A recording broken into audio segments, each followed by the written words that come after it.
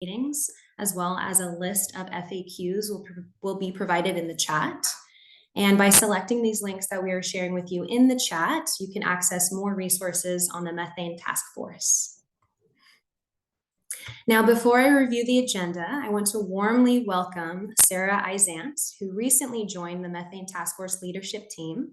Sarah is the new Deputy Secretary for Climate Policy at California EPA, where she works closely with the California Air Resources Board and helps coordinate interagency work on the state's climate policies. Sarah, would you like to take a few moments to introduce yourself? Yes, hello everyone.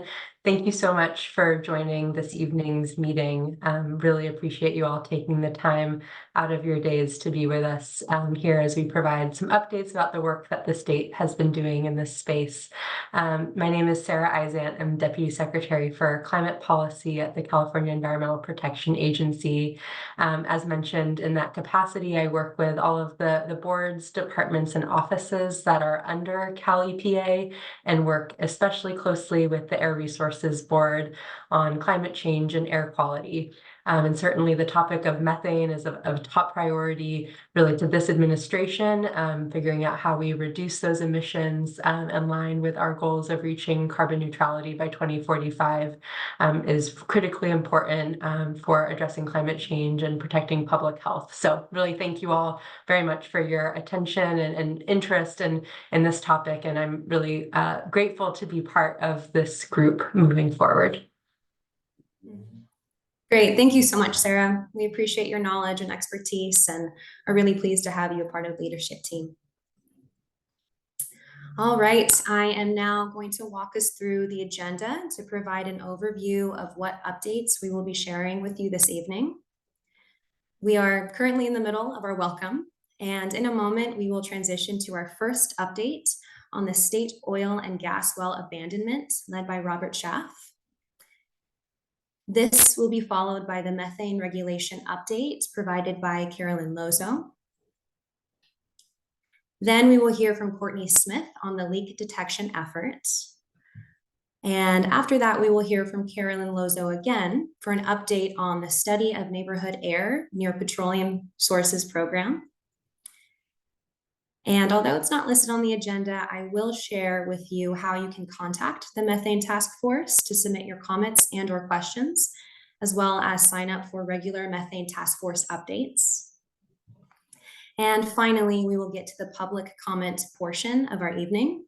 I will explain how that works once we get there, and we generally hope to hear from you during that time.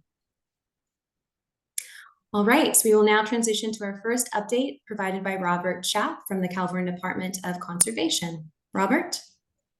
Thank you, Jamie, and good evening, everybody. Let's have the next slide, please.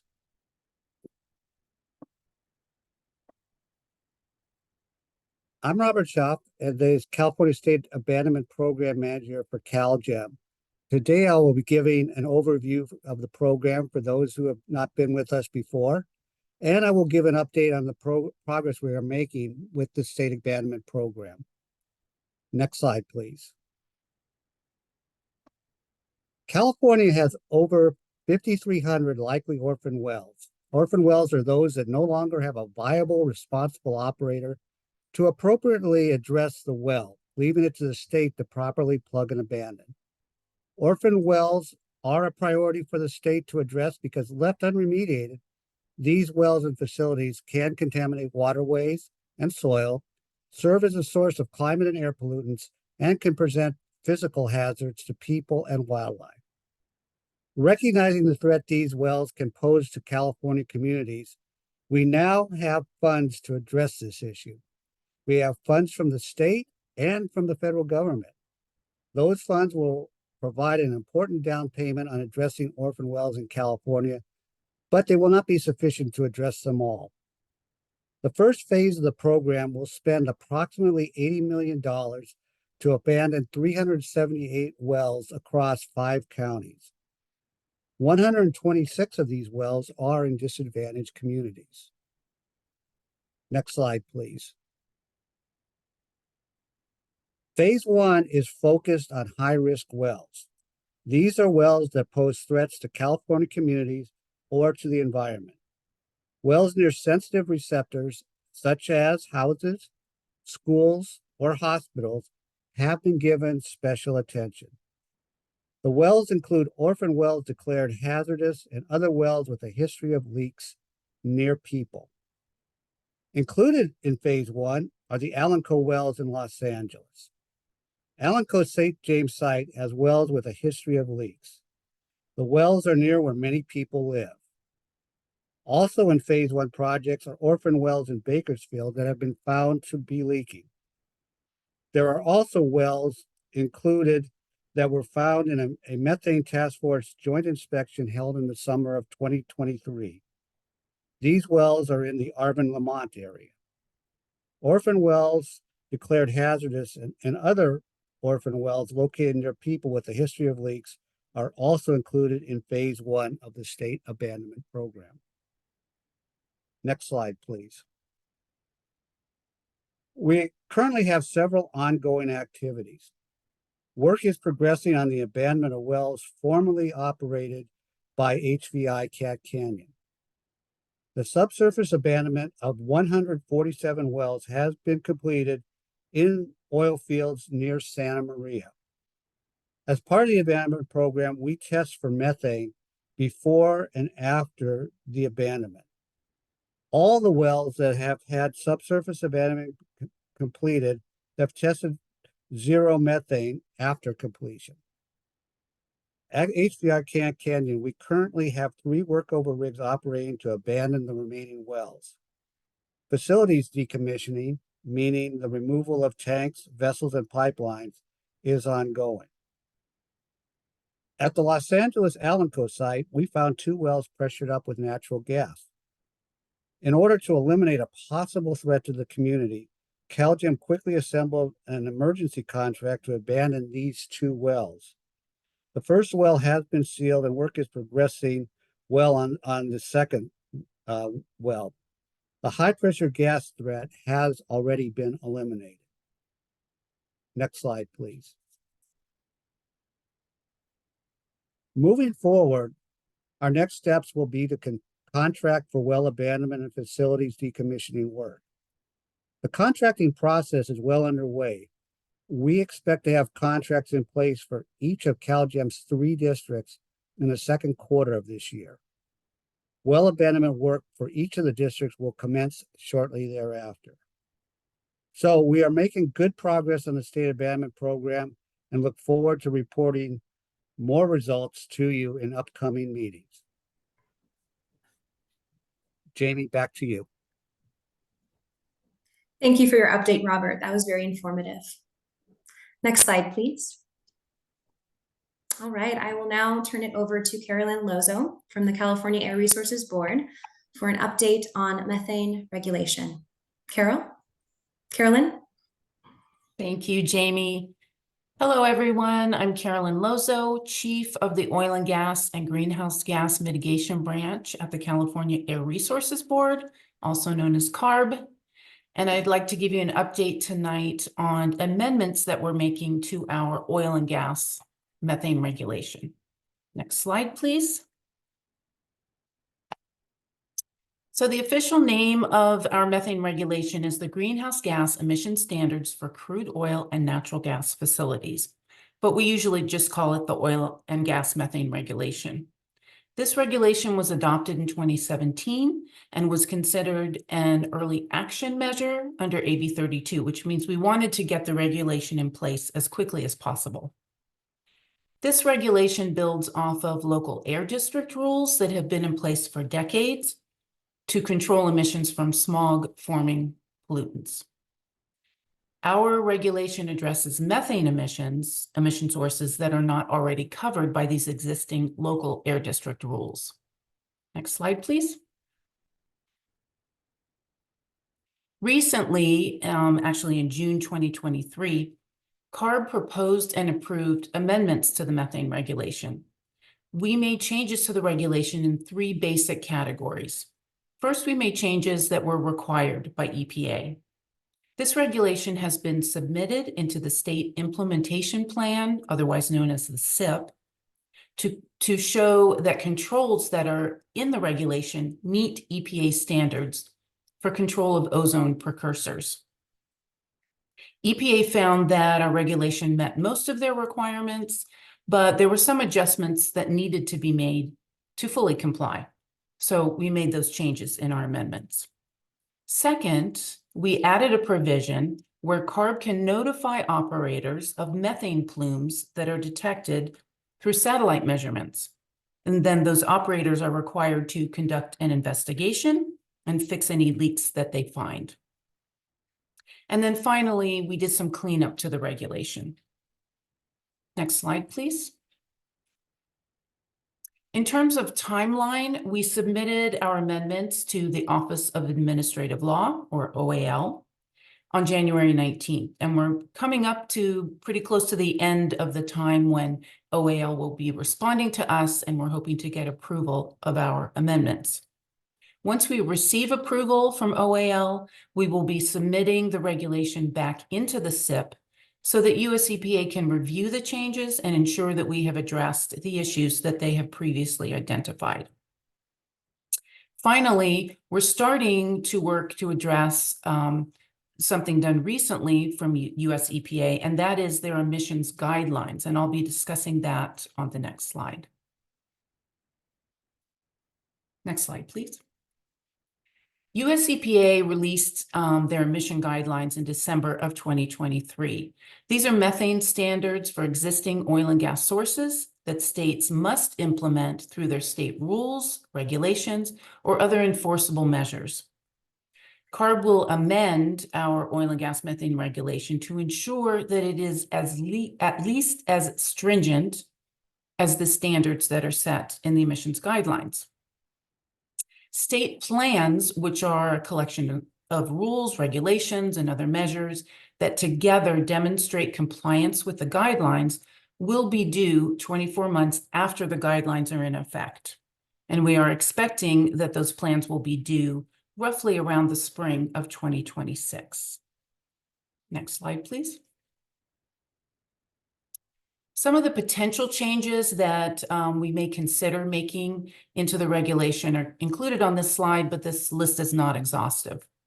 And currently, we're working with EPA to fully understand their guidelines and learn how we can demonstrate that provisions that are already in our regulation are compliant with the new guidelines. But some changes that we will be considering requiring all pneumatic devices to be zero emitting designs. Currently, we allow limited types of emitting controllers. We'll be thinking about banning associated gas venting. We currently do allow that venting from open well casing vents. We need to explore our heavy oil leak detection and repair provision, again, to see if it meets the requirements in the emission guidelines. We will likely be lowering our leak detection leak concentration threshold for required repair to 500 parts per million. Currently, it's at 1,000 parts per million. And then we'll be looking at any necessary changes so that operators will be subject to what's called US EPA's super emitter program that will require inspection and repair of remotely detected leaks. This provision is very similar to what we have just introduced and what we're currently going through the process of putting into our regulation, and that would be our satellite provision. So very similar to that. And then also, we're going to be looking at extensive record keeping and reporting changes in the next iteration of amendments to our regulation. Next slide, please. Thank you very much, and I look forward to your comments and your questions about amendments to our regulation. Back to you. Thank you. Thank you for sharing that information, Carolyn. Appreciate it. All right, the next update that we have for you is on the leak detection effort provided by Courtney Smith from the California Department of Conservation. Courtney? Great, thanks so much, Jamie. Good evening, everyone. As Jamie mentioned, I'm Courtney Smith. I'm the Chief Deputy Director of Programs for the California Geologic Energy Management Division that's housed within the Department of Conservation. For those of you who've been engaging with us for a while, you're aware one of the objectives of the Methane Task Force is to share with the public the efforts we have underway in California aimed at addressing methane leaks from oil and gas infrastructure, and importantly, to elevate opportunities within those programs for deeper public engagement across this work.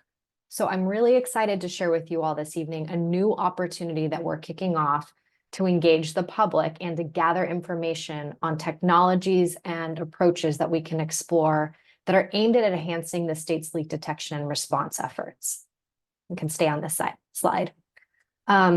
So if leaks are, if any kind of leak is found when we are conducting our environmental inspections, CalGEM actually directs operators, including through notices of violation and enforcement orders where necessary, to go out and repair those leaks and ensure that wells and equipment are in good working order. While our statewide inspection program is a critical part of CalGEM's efforts to identify and address leaks, there are more than 99,000 active and idle wells statewide. And while we employ several dozen field staff across our 3 district offices, whose responsibility it is to carry out proactive inspection schedules and respond to complaints, the sheer volume of wells we have means we can't always find leaks immediately or in real time. Next slide. When it comes to addressing leaks, CalGEM really does have broad authority to address leaks from oil and gas operations. Leaks are of concern because when a well or an attendant production facility is leaking gas, it can be an indication that the well or the facility isn't being properly maintained and therefore may pose a threat to life, health, or property. Our regulations actually require operators to maintain their production facilities in good condition, and it further requires that facilities that are leaking to be repaired or replaced. Another reason leaks are of concern are because they may contain methane, which is a potent greenhouse gas and a climate threat.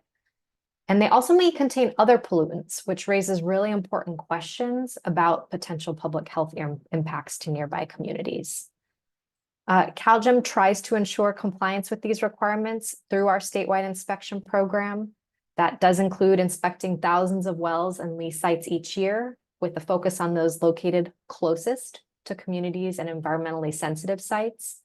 And in addition to this ongoing statewide inspection program, last year we partnered with CARB through the Methane Task Force to conduct 2 joint inspection and enforcement efforts in the Arbor, Lamont, and Shafter communities in order to address and identify leaks. Next slide. So CalGEM really is interested because there are limitations with our existing inspection program. We're interested in exploring new technologies that we can potentially leverage to help ensure leaks are detected quickly, so operators can respond and take action to address those leaks.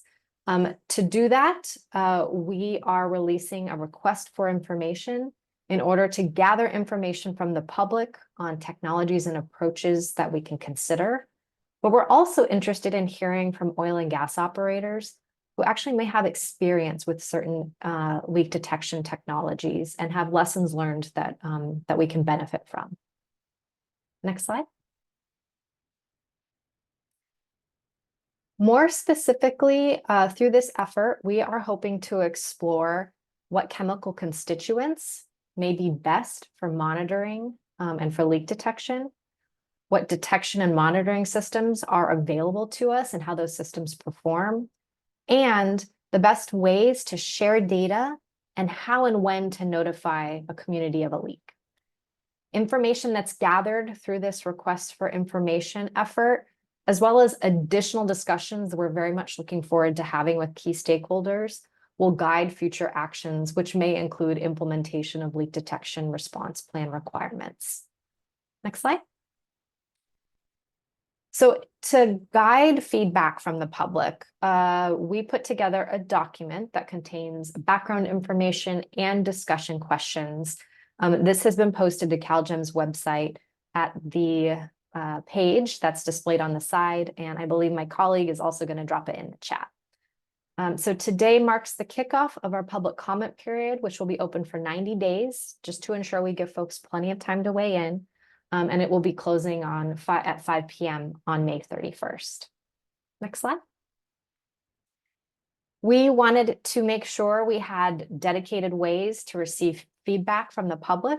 So we have developed a dedicated email address that you can electronically mail your comments to. In addition, we welcome hard copy submissions, which can be mailed to the Department of Conservation address on the slide. So in summary, we really look forward to hearing from you, to reviewing and considering the comments that we receive in order to inform potential future efforts to strengthen our requirements for leak detection and response. Thanks.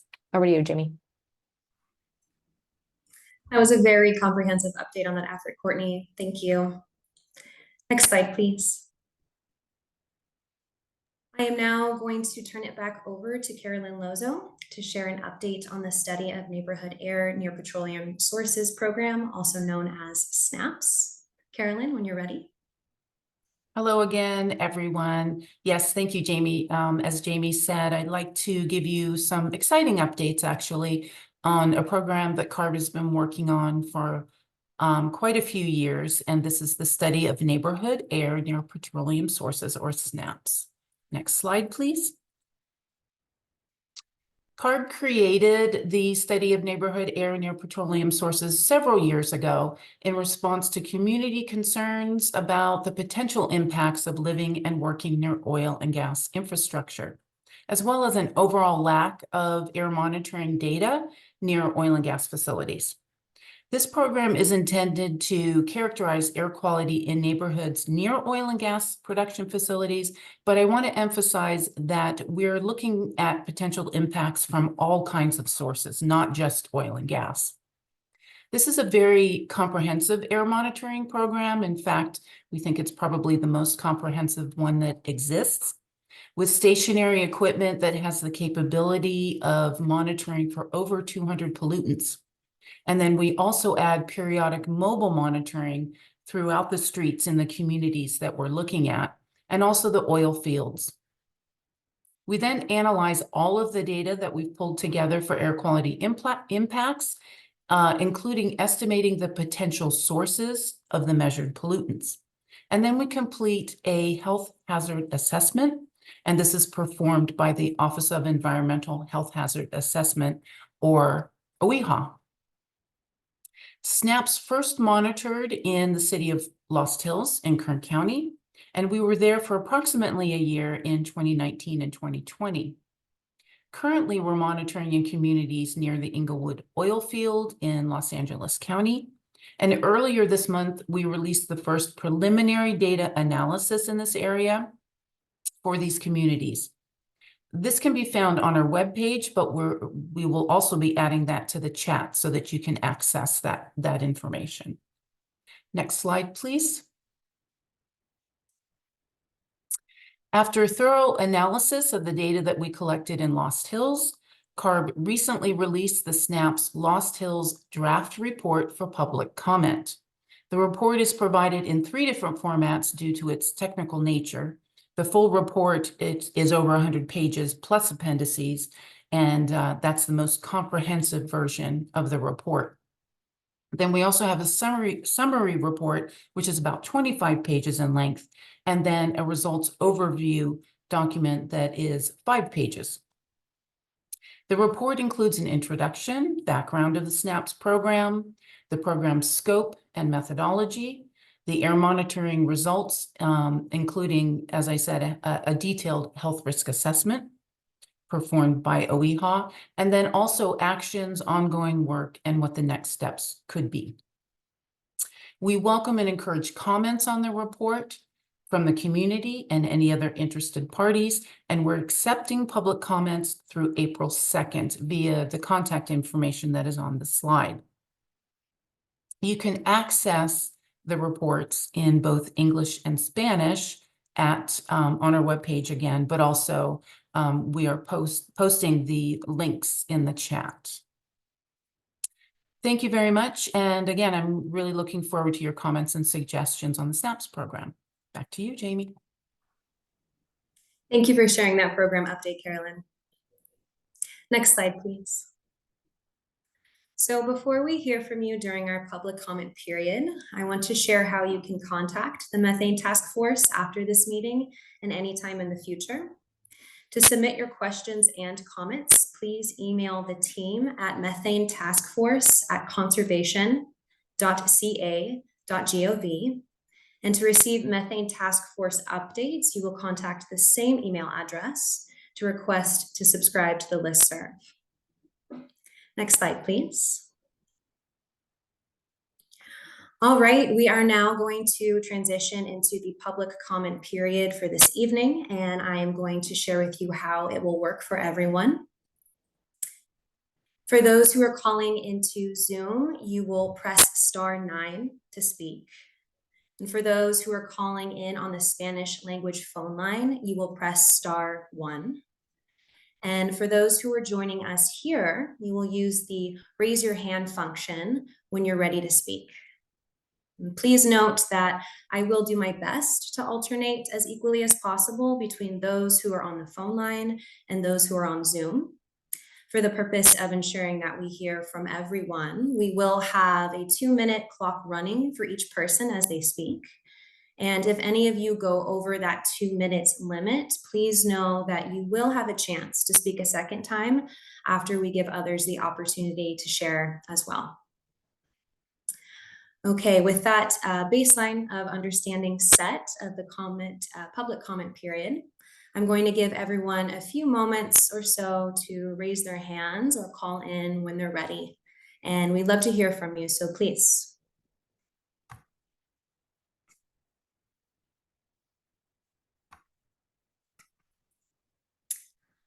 Hi, Cesar. I see that you have your hand raised. Thank you for being here this evening. Hello. Yes. Just a few comments on the presentation. Thank you so much for all of the information. One question that I had to start off with was about the methane rule, the AB 32 rule. If local inspectors that are in districts that have exemptions and don't apply to that find something but don't share it with other agencies, how can we ensure that sharing that information with other agencies is required? The methane plume will notify, that's the satellite, will notify operators, but can we also use that to notify residents that live nearby plumes or leaks? And also, can we use the satellite images to better place monitors where there are a lot of downwind pollutants in areas where fence line monitors may not be enough? I also had a question of, to keep better records, can we record someone from the operator doing a visible emission evaluation on camera? The operator doing it, looking at the smokestack, and then having recordings of that to share as better record keeping. That will also cut down on the capacity of state inspectors, and I think that's a good thing to ask, especially of operators that have recalcitrant violations. Thank you very much. Thank you so much, Cesar, for sharing and staying within the time. I really appreciate it. I heard several different questions, and I want to make sure that we connect you with the right people to answer each of your questions. So if you'd like, you can drop your contact information in the chat so I can make sure that the people who have the answers for you get in touch with you as soon as possible. So thank you again for your time. Thank you for sharing. I also see Will has his hand raised. Well, when you're ready to share, you're welcome.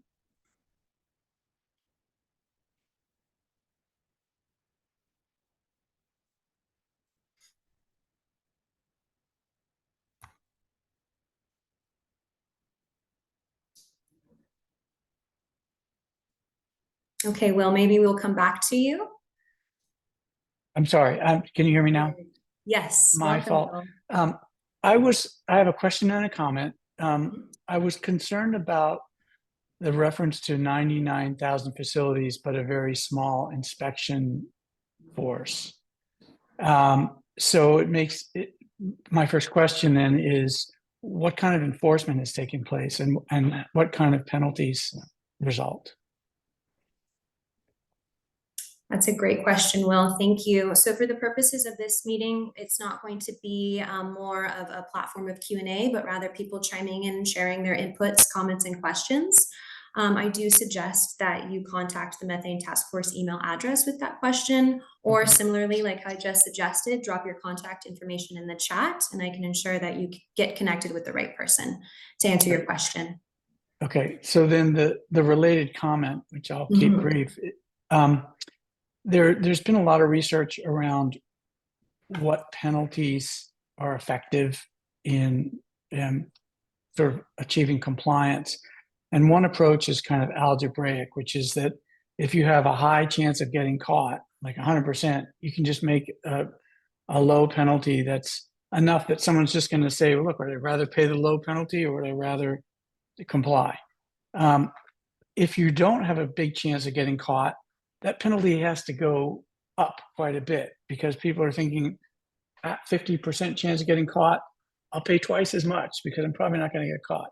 And if you have a 1 in 100 chance of getting caught, that penalty's got to be way high. So my comment is I would like to see that thinking incorporated by CalGEM enforcement. Thank you so much for that comment, Will. Really appreciate it. Okay, I would like to switch over to our Spanish phone line and connect with our interpreter Aldo to see if anyone is on the other side who would also like to contribute their comments, questions, etc.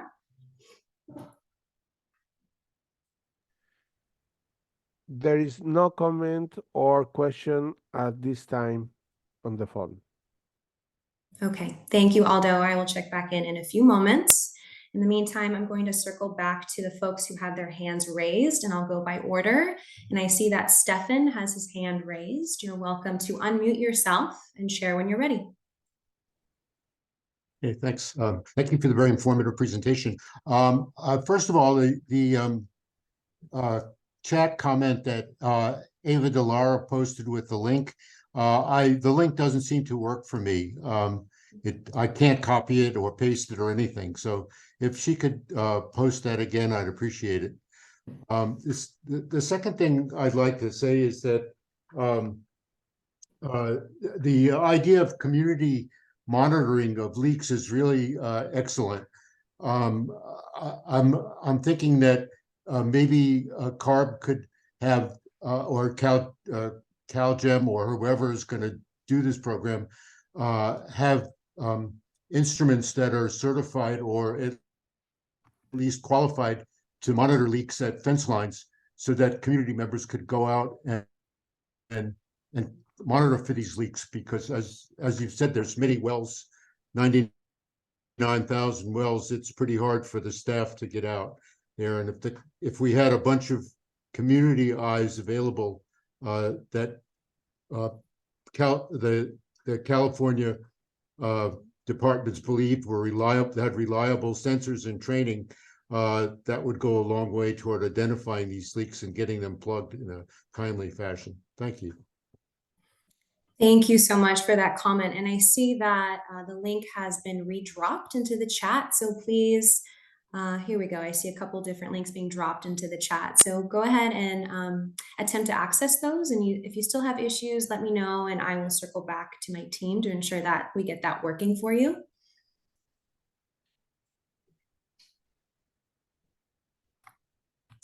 Okay, I see. Good, I'm glad. Thank you for confirming. I see that Dylan has his hand raised. Dylan, you're welcome to unmute yourself and share when you are ready. Hi, good evening. Thanks for taking my comment. This is Dylan Bourne with Golden Valley Environmental. I'm just curious. It seems that CalGEM is now taking a stance and step into leak detection as the local air districts and CARB is doing. My last inspection with CalGEM seemed to, they weren't able to relay a leak standard. And my question was, is CalGEM going to be using CARB's definition in the California oil and gas regulation for their leak standards, or is it just any leak they find can be classified as a leak?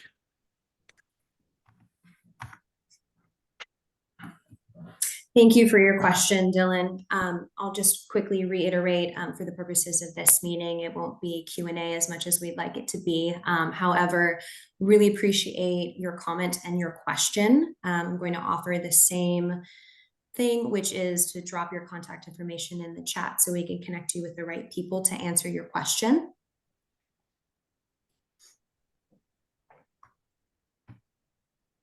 Chat is actually currently disabled right now, so I'm not sure how to do that. Oh, okay. Thank you for letting me know. Yes, I'm sure my team hears you and they're on it. Hopefully we can enable that so you can drop your contact information there. Thank you for your patience. Technical difficulties. In the meantime, I do see a couple different hands raised, but I do want to be mindful of the phone line on the other end and check back in with Aldo to see if anyone is there who would like to share their thoughts. There's no questions at this time. Okay, thank you, Aldo. Appreciate it. Let's see. One moment. Okay, so I see that we have Gladys. Assuming that I'm pronouncing that name correctly, forgive me if I'm not, but I would like to invite Gladys to speak next. You're welcome to unmute yourself.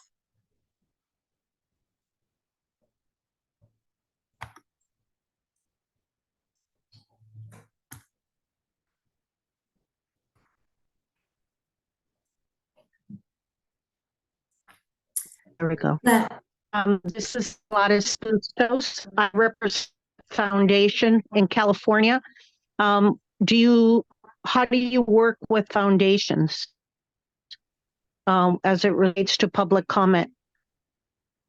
Are we allowed to participate, or how is it that I should relay information, or how does that work?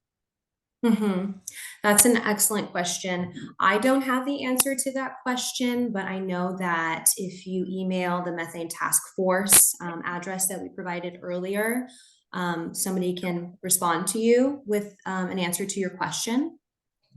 Okay, thank you. I can chime in here, Gladys, as well. This is Courtney Smith from CalGEM. We welcome any comments that foundations, civil society organizations, community groups, individual members of the public have. We've got an email address up on our website at the Methane Task Force webpage that you are welcome to email directly for yourself or for your foundation. And we'd love to hear your perspective. In addition, the request for information that we put forward, where we're actively seeking public comment, we'd welcome you to participate in that. Again, your foundation is welcome to make some comment, or you as an individual as well. We welcome it at all. I hope that clarifies. I also have a question related to the reporting in Kern County. It looked like the people who had the oil wells, they were reporting, but the county wasn't monitoring the reporting. Is that a fair assessment of your evaluation? So Gladys, I see that we are already over time for that 2 minutes time limit for each speaker. Perfect. So yeah, if Thank we you. have time at the end, I do want to come back to you. And if not, I can offer an alternative to ensure that we get that question addressed as well. Thank you for your time. Appreciate it. Let's see, we have George also with his hand raised. When you are ready to speak, please unmute yourself.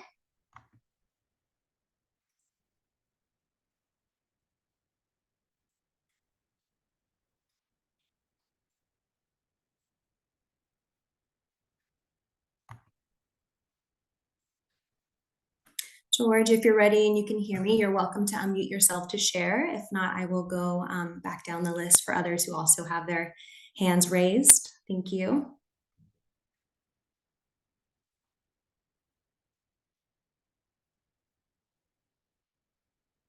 Okay, George, hopefully we can come back to you another time and your audio will be working. I'm going to next move to Eden. When you're ready, please share. I apologize. My name is actually Monica, and I really appreciate the forum. I put a comment in the chat, and I wanted to offer that in my work in methane emissions mitigation, I'm very aware of the many places where leak detection is being done and where modeling and frameworks are being developed outside of California. I'm not as aware as what's already being done within California, but in Colorado at Colorado State University, the METEC, Methane Emissions Technology Evaluation Center, Courtney, you're nodding your head, Dan Zimmerle's work, as well as what the folks at the University of Wyoming are doing at the Center for Air Quality.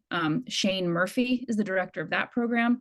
I just want to make sure that those resources are being tapped and that our state academic institutions in the West are all working together. There's so much out there. It almost surprises me that we need to ask the public for more on technology. It's just so easy to find. And I'm happy to personally be a source if needed. I would ask that LinkedIn be used to post requesting input so that I can forward that to all of the folks that I know and have them contact and say, here we are, here's the technology, here are the frameworks. So please do that. Thank you very much. Thank you so much, Monica. I really appreciate you saying that and suggesting opportunities for collaboration and also offering various resources. Really appreciate that comment. Okay, Emma, I see that your hand is raised as well. I want to make sure we get to you too. When you're ready, you're welcome to unmute and share. Yes, hi, thank you so much. I just had a few questions about both the methane monitoring as well as the SNAP studies. So, I work in the LA area and we've had conversation with local agencies around the SNAP study and the monitoring program. And one thing that came up was looking at drones as a way to monitor sites. And I know that CalGEM has used drones before to monitor for methane. And so I was really curious about the results of that drone program and if those results are public or could be made public, and if there's a potential way to use drone monitoring around the Baldwin Hills SNAP study as well. And I would also be interested to know if OGI cameras were considered to be used around the Baldwin Hills SNAP study. I know that you don't know what the leak is when you see it from a camera, but it is another way to detect leaks and emissions from sites, and could be useful during that program as well. So thank you so much.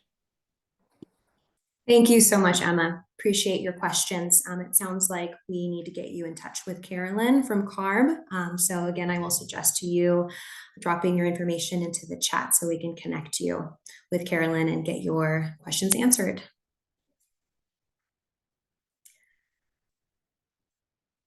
All right, and one more time, I want to circle back to Aldo to see if anyone is on the phone line on the other side. There is no comment or question this time. Okay, thank you, Aldo. Cesar, please chime in when you're ready. Yes, hello. I just wanted to circle back and add a few things to my comments. I know during the CARB presentation, there was comments about the threshold, and I know that the San Joaquin Valley Air District recently adopted some of, if not the most stringent thresholds in the US, and I think they come into effect in July. So I think mirroring that for the rest of California would be a good thing to do to help with uniformity. And on top of that, there is the Summation project that has done some flyovers in the Central Valley and here in Kern County with planes that have methane detectors and have found huge plumes in oil fields as well. And they also plan on leaving towers within oil fields to detect plumes over a few years without having to use a lot of capacity to detect them as well. And I think a good idea would be to do sampling along with monitoring, especially when there is leaks, and to do that sampling with the lower explosive limits of hydrocarbons and gases, to do it for methane, but also for VOCs and BTEX gases. Thank you very much. Thank you, Cesar. That was really informative input. Appreciate that.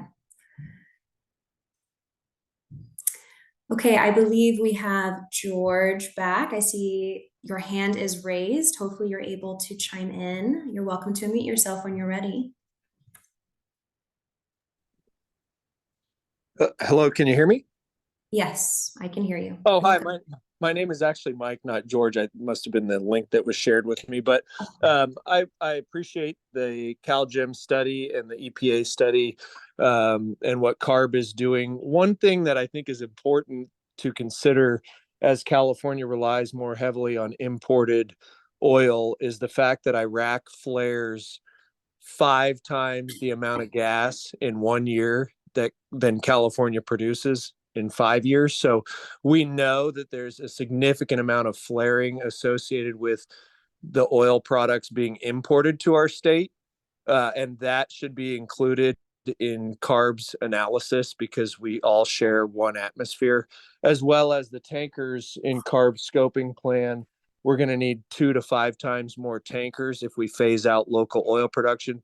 Those tankers release methane on hot days in and around the ports as they idle and wait to offload. And the LA Times has reported on this. Oftentimes, the urban oil fields are blamed for methane odors that could be coming from the tankers. So it's important that we analyze the foreign product that is, it's a much more methane intense product coming to California. And if we're trying to solve global warming, we know methane is 42 times more potent than carbon dioxide. And if we're importing this product from OPEC countries that flare gas, we are really not playing on a level playing field with folks operating in California. So just encourage a holistic perspective as we monitor methane releases. Thank you, Mike, for those valid points and suggestion of more holistic perspective. I appreciate that.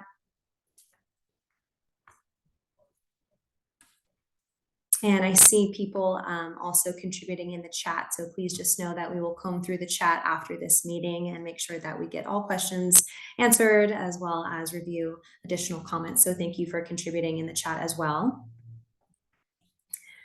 I am not seeing any other hands raised. However, I do want to give folks a couple more moments for when they feel ready to raise their hand if there's something else that would like to be shared. So I'll give you all a few moments.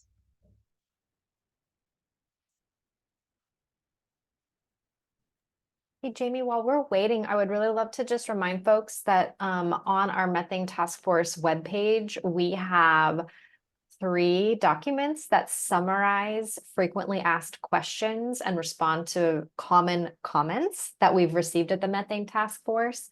I raise it because several of the questions that we've heard today, including questions about CalGEM's authorities to address leaks, question of a threshold, and then also the enforcement actions that we can and do take, those are all answered in those documents. So just wanted to direct folks to that, and I will just re-up the link to that page in the chat for everyone.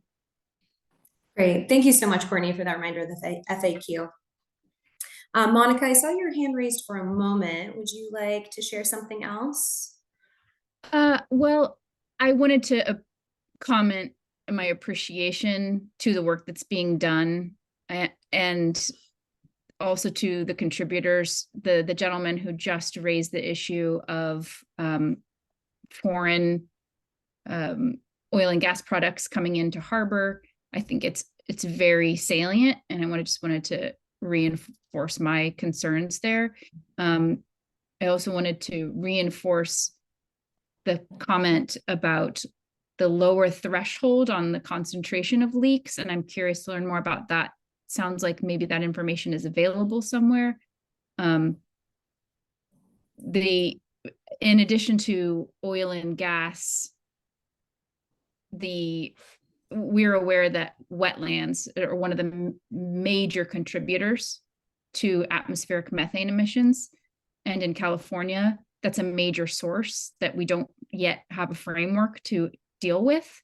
So I was on a CARB call earlier today where we're talking about R&D for that area. So I just wanted to put the comment out that this is another place that's adjacent to oil and gas.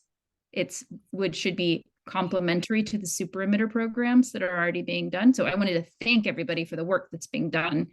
Some of us are following very closely, and we really appreciate it. Thank you, Monica.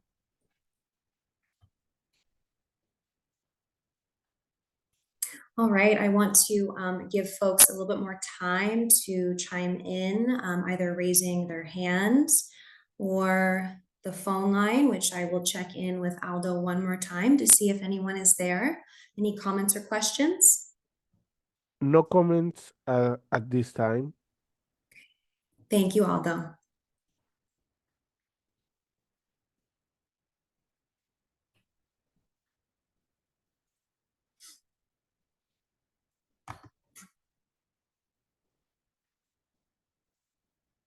Okay, I don't see anyone here in the Zoom room raising their hands, so that would be an indication for us to wrap up a little bit early, but I'll keep my eye on the chat just in case as I wrap this up, I do see somebody raise their hand. On behalf of all the presenters, agencies, I want to thank you for joining us this evening. We genuinely hope that this was informative for all of you, and we appreciate your comments, your questions, input, and other points raised this evening. And we look forward to hearing more from you during the public comment period, as well as for those who contact the Methane Task Force email address. So thank you again for joining us, and have a wonderful, wonderful evening.